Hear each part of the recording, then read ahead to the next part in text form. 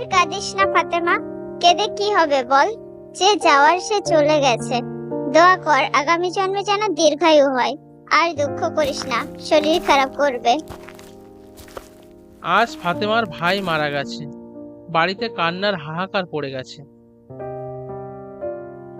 বাবা অনেক করে বলেছিল, হাবিব ওই ভোর রাতে উঠে আর যাস না, আমার ভয় করে, মনটা কেমন করে। ভাইজান শোনেনি সে কথা। জানো কুকু, আমিও কত করে বলেছি, ভাইজান তুমি কেন বাড়ি থেকে ফিরে আসো, কারখানায় থেকে যাও না, ছুটির দিনে না হয় বাড়িতে থাকলে। কে কার কথা শোনে। যা ঘটার ঘটে গিয়েছে, আর কাঁদিস না। যে গেছে সে তো আর ফিরে আসবে না, উপরওয়ালা নিয়ে নিয়েছে তোর ভাইকে। ফাতেমা ফুপিয়ে কেঁদে ওঠে। ইদ্রিস আলী খাটের এক কোণে বসে নোনা ধরা দেওয়ালের দিকে উদাস চোখে তাকিয়ে থাকে। একটা মাত্র ছেলে অকালে চলে গেল, আর 5টা ছেলের সাথে ওর কোনো মিল নেই। অভাবের সংসার, বাবা পঙ্গু, বাবাও বাঁচত না। ওই একই জায়গায় বাবার উপরে অভিশাপ নেমে এসেছিল। ফাতেমা ভেবে পায় না ওই কবরস্থানে কি আছে, কেন ওই কবরস্থান তাদের কাছে অভিশপ্ত, কি এমন অন্যায় করেছে তারা। ফাতেমা, তোরা দু ভাই বোন একটু সাবধানে থাকিস, আমি তোদের ফুফুর বাড়িতে যাচ্ছি, সন্ধ্যার আগেই বাড়ি ফিরবো। ঠিক আছে আম্মু, তুমিও সাবধানে যেও। আর তোমার চিন্তা করতে হবে না, আমরা সাবধানে থাকবো। এই বলে ফতেমার মা চলে গেল তার ফুফুর বাড়ির উদ্দেশ্যে।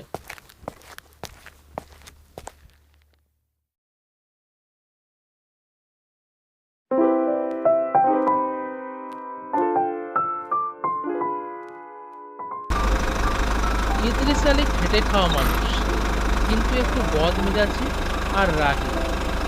পরিবারের প্রতি তার তেমন কোনো খেয়াল ছিল না।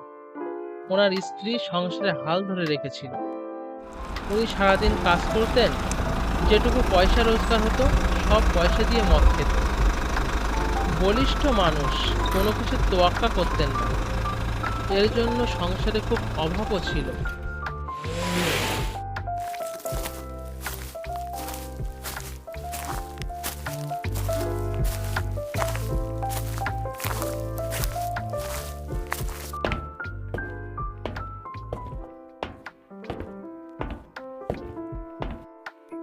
আরে চাচা, আপনি রোজ রোজ মদ খান, বয়স হয়েছে আপনার, শরীর খারাপ করবে তো, এবার ছেড়ে দেন মদ খাওয়া।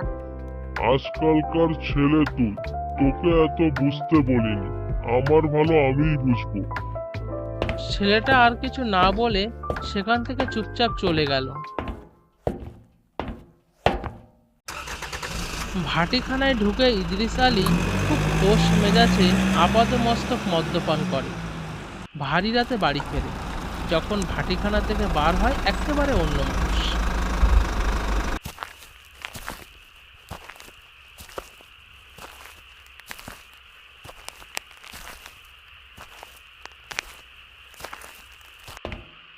বাড়িতে কেবলমাত্র দুজন, ফাতেমা আর হাবিব। ফাতেমা রান্না করছে আর হাবিব পড়াশোনা করছে। ইদ্রিস আলী বাড়ি আসার সাথে সাথে ফাতেমা তার বাবাকে গিয়ে বলল, বাবা, মা আজকে ফুফুর বাড়িতে গিয়েছিল, বলেছিল সন্ধ্যার আগেই ফিরবে, কিন্তু এখনো তো ফিরলো না। যেখানেই গিয়েছে যাক মেয়ে ছেলে, আমাকে কিছু বলতে আসবি না। ফাতেমা ফুপিয়ে কাঁদতে থাকে। সে কিছু ভেবে না পেয়ে ঘরের বাইরে চলে আসে। ইদ্রিস আলী তখন দেহটাকে বিছানায় আছড়ে ফেলে ঘুমিয়ে পড়ে। পরিবারের প্রতি তার যেন কোনো দায়িত্ববোধ নেই। ফাতেমা ঘরের বাইরে এসে এদিক ওদিকে দেখতে থাকে তার মা বাড়ি আসছে কিনা, কিন্তু কোথাও কাউকে দেখতে না পেয়ে হতাশ হয়ে ঘরের ভিতরে সে আবার ফিরে গেল।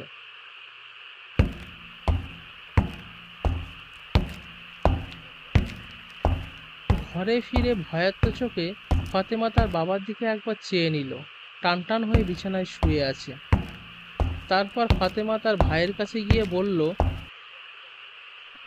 অনেক রাত হয়ে গেছে ভাই, আর পড়তে হবে না, এবার দুটি খেয়ে ঘুমিয়ে পড়। না আপি, আমার খিদে পায়নি, খেতে ইচ্ছে করছে না। মায়ের জন্য কেমন মন খারাপ করছে, এখনো বাড়ি ফিরলো না। ফাতেমা তার বাবার দিকে এগিয়ে গেল। নাক ডাকার শব্দে সারা ঘর যেন গমগম করছে। বাবা বলছে একটু দেখো না আম্মু কোথায় আছে, আমার মনটা একটুও ভালো লাগছে না। ফাতেমা কাঁদতে শুরু করে। ইদ্রিস আলী কিছু না বলে ঘর থেকে বেরিয়ে যায়। ফাতেমাও তার বাবার পিছু নেয়। এদিকে হাবিব ক্ষুধার্ত অবস্থায় মায়ের চিন্তা করতে করতে ঘুমিয়ে পড়ে। ফাতেমা ও ফাতেমার বাবা একসাথে বেরিয়ে পড়ে তার মাকে খোঁজার উদ্দেশ্যে।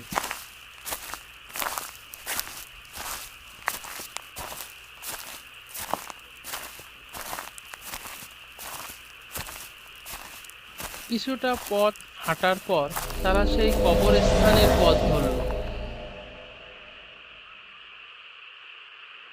হঠাৎ তারা দুজনে দেখতে পায় নিম গাছের নিচে তার মায়ের রক্তাক্ত নিথর দেহটা পড়ে আছে।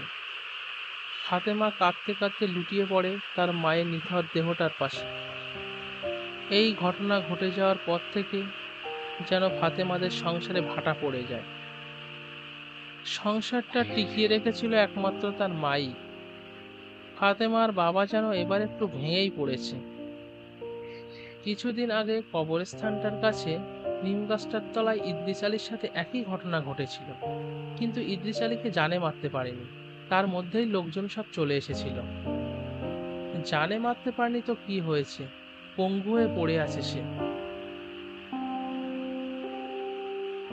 ফাতেমা দিন রাত কেঁদেই চলেছে।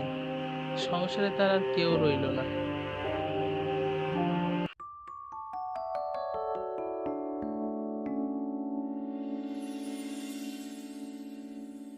হাবিব, ওই কবরস্থানের পথ ধরে যাস না বাবা, স্টেশনের পথ দিয়েই যাস। একটু দেরি হলেও ক্ষতি নেই, তবু স্টেশনের পথ ধরেই যাস। তারপর দীর্ঘদিন আর কিছু হলো না। আস্তে আস্তে সব সয়ে গেছিল।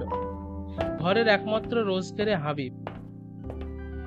বাবা বারণ করায় হাবিব কবরস্থানের পথ ছেড়ে স্টেশনের পথ ধরেই যেত। প্রথমে মা মারা গেল, তারপরে বাবার সাথে ঘটে যাওয়া ঘটনার পরে বাবা পঙ্গু হয়ে বিছানায় পড়ে রইল। সংসারে একমাত্র রোজগারের মানুষ হয়ে রইল হাবিব। সংসারে অভাবের তাড়নায় হাবিব পড়াশোনা ছেড়ে দিল। সে রোজগারের জন্য একটা কারখানায় কাজ খুঁজে নিল।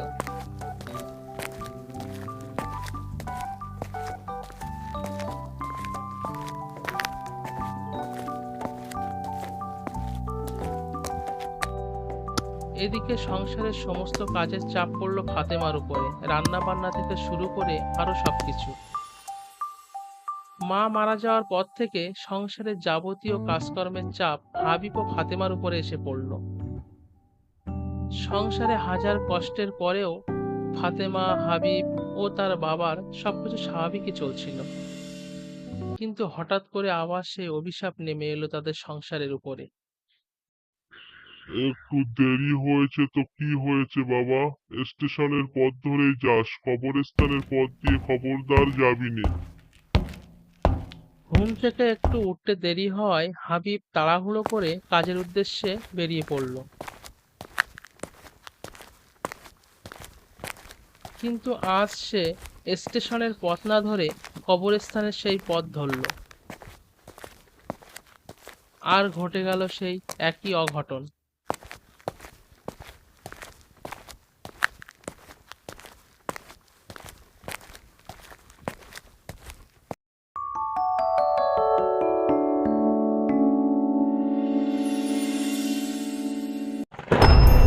আর সেই দিনই হাবিবের রক্তাক্ত শরীরটা পাওয়া গেল কবরস্থানের সেই নিম গাছটার তলায়, যেখানে তার মায়ের মৃতদেহ পড়েছিল।